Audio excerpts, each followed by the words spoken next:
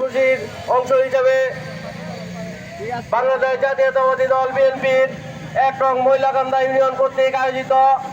দেশনেত্রী বেগম খালেদা জিয়ার রোগ মুক্তি ও তারেক রহমানের দীর্ঘায়ু কামনার ও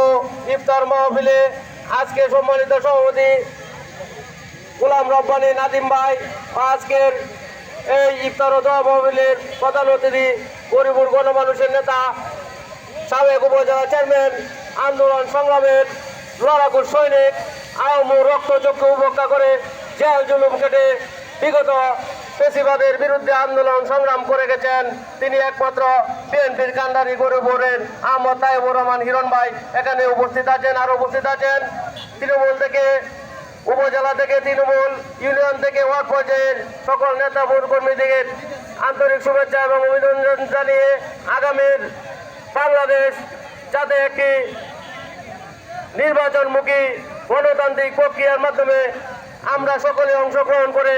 দেশনায়ক তারেক রহমানের হাতকে শক্তিশালী করার যে কর্মসূচি আসবে সকল কর্মসূচি আহমদ তাইবুর রহমান হিরণ ভাইয়ের নেতৃত্বে